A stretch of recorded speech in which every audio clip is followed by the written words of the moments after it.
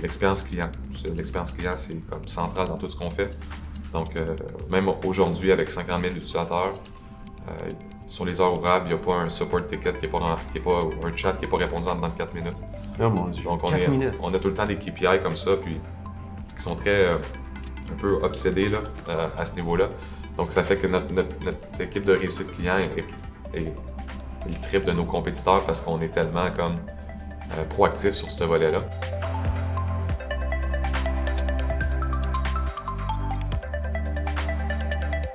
Je te souhaite la bienvenue. Merci.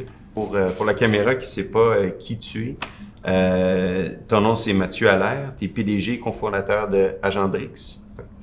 Et puis ça, c'est un logiciel de gestion d'employés qui a comme mission d'inspirer une gestion plus humaine. Donc, ça a été fondé en 2015. Vous avez 140 000 utilisateurs, 10 000 lieux de travail.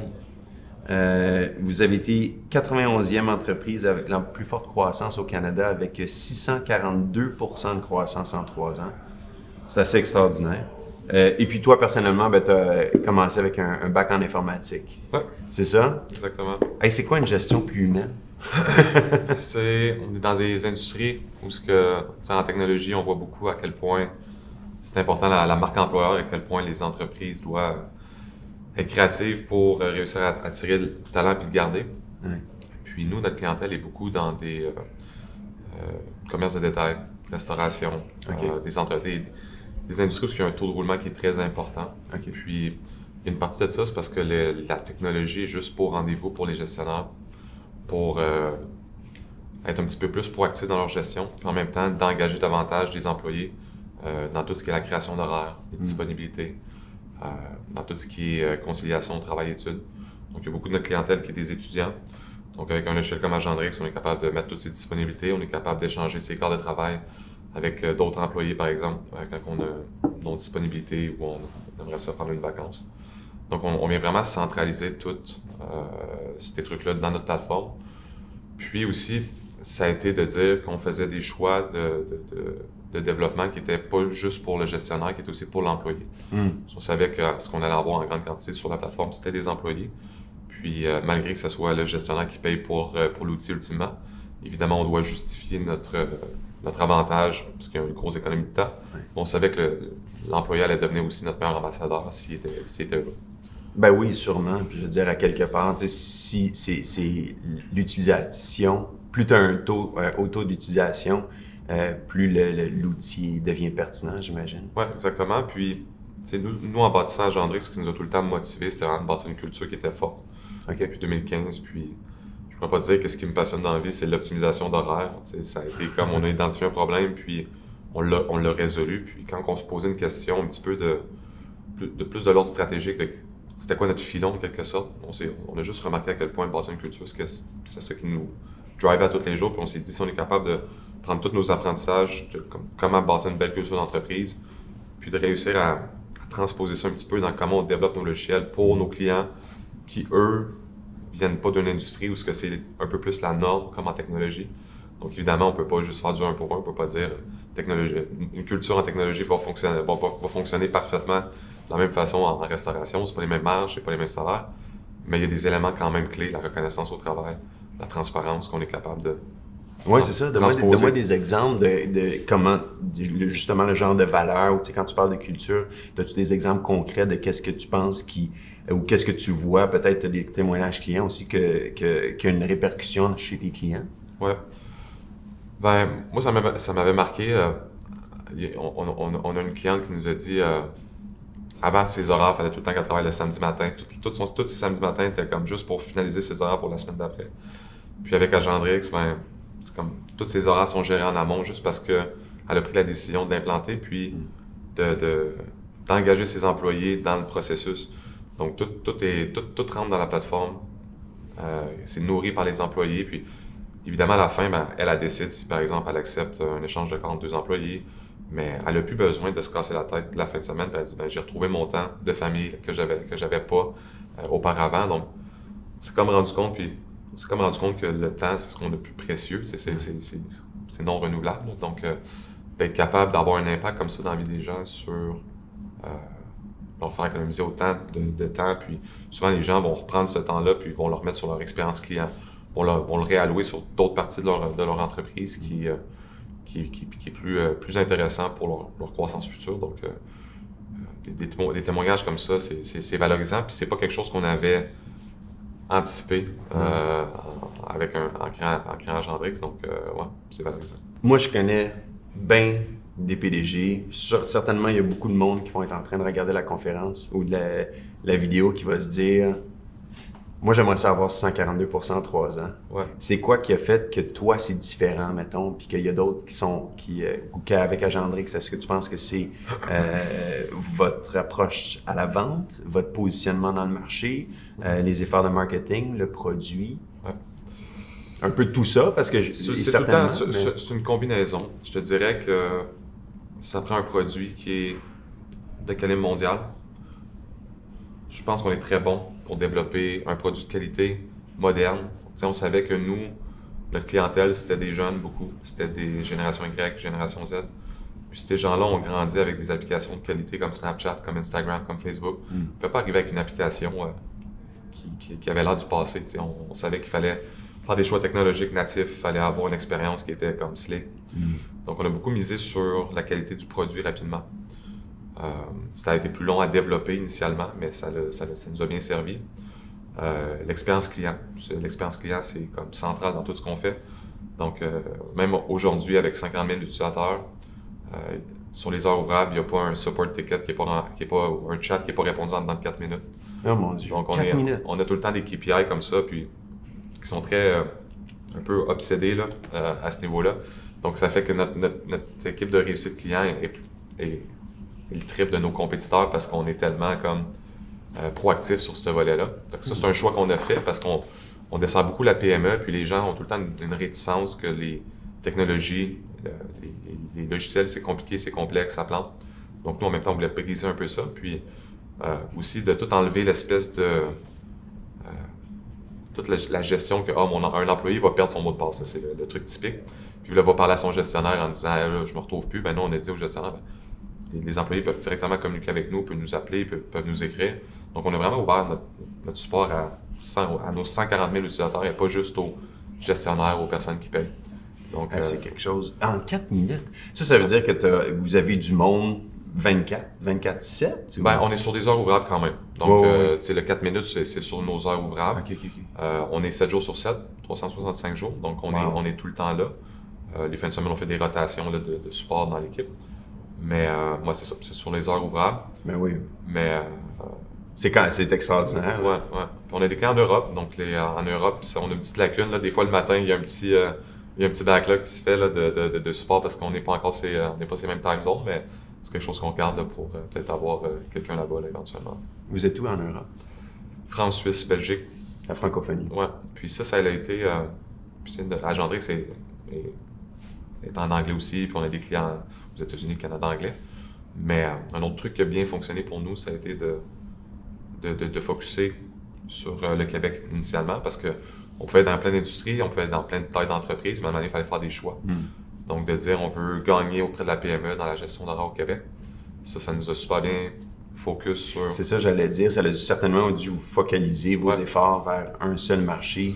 Oui, exactement. Puis, on a très rapidement pris l'approche Product-Led Growth, PLG qu'on appelle, où les gens vont faire un essai gratuit, vont s'inscrire eux-mêmes. Ils n'auront pas besoin d'une démo, d'une intervention d'un vendeur. Puis nous, à partir de là, quand les gens s'inscrivent, on a comme un funnel de conversion, où selon ce qu'ils vont faire dans l'application, ils vont avoir des communications différentes. Puis nous, on va être capable de tracker, on sait c'est quoi les éléments de succès pour que quelqu'un a plus de chances de devenir client ou non. Puis on va l'encourager à compléter ces éléments-là. Donc, tu sais, aujourd'hui, c'est un petit peu plus la norme, mais quand on a commencé comme ça en 2015, je te dirais que la majorité des gens étaient tout avec comme appelez-nous, faites une démo, puis là, tu avais un calendrier. Donc, nous, on a vraiment. Donc, ça nous a permis d'avoir des clients qui allaient peut-être générer 10 $ par mois. C'est des petits montants. Mais quand tu en mets. Mais il n'y avait pas de friction. C'est ça, pas de friction. Puis quand tu en mets des dizaines de milliers, c'est un nombre-là. Ce qui fait en sorte qu'aujourd'hui, notre plus gros client ne représente même pas 2 % de nos revenus. Donc, on est très comme diversifié. Puis pendant la pandémie, ben, c'est tout le temps apprécié d'être diversifié. Ben oui, certainement. Ah, c'est intéressant. Puis tu dis que vous êtes maintenant aussi dans le côté anglophone, vous êtes un petit peu au Canada anglais, aux États-Unis. Est-ce que ça fait partie des plans futurs pour vous? Ouais. On fait une stratégie de croissance quand même dans le reste du Canada en ce moment. On a une équipe de vente qui travaille un petit peu plus grosse structure. Là. Évidemment, on ne peut pas mettre un vendeur sur une compagnie de 5-10 employés, c'est peut-être moins la chose à faire. Mais puis c'est ça, l'Europe, on répond vraiment plus à leurs besoins actuellement pour la TPE, donc la très petite entreprise. Canada anglais, Ontario, on est capable de répondre à des plus grosses structures comme on fait au Québec avec nos clients plus importants. Donc, c'est un petit peu ça. L'Europe, c'est encore en train de... Le marché du travail est complètement différent qu'ici. En Ontario, c'est beaucoup plus similaire qu'au Québec. Okay. Donc, on est capable de... Une pharmacie en Ontario, c'est très similaire à une pharmacie, par exemple, au Québec. Pharmacie, on en a 500 plus au Québec. Wow. En Europe, une pharmacie, c'est comme un petit laboratoire de 5-6 employés. Donc, c'est pas une grande surface comme on est habitué de voir ici. Donc, des fois, il y a des choses comme ça que tu peux pas faire du 1 pour 1. Non, donc, il y a plus d'intelligence de marché à aller chercher en ce moment du côté de l'Europe. Mais ouais, c'est ça. Donc, le Canada anglais. États-Unis, c'est très compétitif comme environnement. Okay. On a une catégorie de logiciels où il y en a qui ont beaucoup d'argent puis beaucoup de compétition. Puis, on n'a pas réussi à percer ou trouver votre angle encore. Notre angle encore. Je ne fais pas une croix sur les États-Unis, mais pour l'instant, j'attaque plus les Blue Ocean que les océans rouges. Ben ouais, les low-hanging fruits, certainement. Ouais. Puis au niveau, c'est quoi vos prochaines étapes là, à Gendrix? Ouais, on a commencé fort dans la gestion d'horaire. Après ça, la gestion du temps travaillé, communication. Puis là, le prochain axe de croissance, ça va être tout ce qui est module RH complémentaire. Donc, des produits complémentaires RH qu'on développe depuis plusieurs mois. Donc, module d'accueil-intégration. Puis tout le temps dans l'optique d'avoir une expérience qui va être vraiment chouette pour l'employé. Donc, accueil-intégration, reconnaissance au travail. Donc, on travaille sur un module qui s'appelle Kudos, où ce que les gens vont pouvoir célébrer entre eux des bonnes actions ou de l'anniversaire de quelqu'un. Donc, donner de la visibilité à des employés souvent qui vont seulement s'entrecroiser sur des shifts. Créer un hub comme ça où ce que les gens peuvent sortir des trucs plus positifs, chose qu'on a besoin des fois par les temps qui courent. Et puis c'est ça, travailler sur des fiches RH plus avancées, donc des champs sur mesure, puis après ça, tu vas être capable de savoir les allergies, savoir les formations de quelqu'un, puis après ça, sortir l'horaire justement en lien avec ces champs-là. Donc, tous des modules comme ça qu'on va être capable d'offrir dans notre portefeuille de solutions. Puis, quand on est rendu avec une masse critique d'utilisateurs comme Gendrix, ben, c'est des beaux leviers de croissance en plus de continuer d'aller chercher des parts de marché, par exemple en Europe. Donc là, on a 20% de nos revenus environ à l'international. J'aimerais ça être capable d'amener ça à 30-40% dans les prochaines années. Donc, continuer notre démarchage vers l'international. C'est génial. Puis c'est quoi, comment vous priorisez les prochaines évolutions ou les prochaines itérations de l'outil? C'est des discussions. On utilise... c'est des planifs stratégiques, c'est des discussions. Vu qu'on a aussi financé nous-mêmes notre propre croissance, c'est tout le temps un mix aussi de qu'est-ce qui va bouger l'aiguille, mais qu'est-ce qui va non plus pas être trop loin ou pas être trop éclaté, qui va nécessiter des sommes astronomiques. Donc, cette discipline-là nous amène souvent à garder ça à l'interne, surtout. Donc, je comprends. Dans le fond, c'est pas un système d'étiquette ou c'est pas un upvote, c'est vraiment vous regardez. Ouais, c'est sûr que le customer voice, la feedback loop avec le client, c'est central dans nos valeurs, du fait qu'on est tellement plugué dessus au niveau de l'expérience client, au niveau de la réussite client. Donc, évidemment, beaucoup de feedback client. Les modules qu'on développe en RH, c'est pas des modules qu'on sort de notre chapeau. Là. Il y a eu de la demande pour ça. Mais de plus en plus, on essaie de faire le lien avec notre mission d'inspirer une gestion plus humaine, dans le sens que, c'est dans les choix de RH qu'on a fait, ben, travailler sur un module de reconnaissance, c'est pas non plus 100% le fruit du hasard, parce qu'on fait des choix. Si on veut se différencier, on peut pas juste essayer de faire ce que le joueur américain a fait.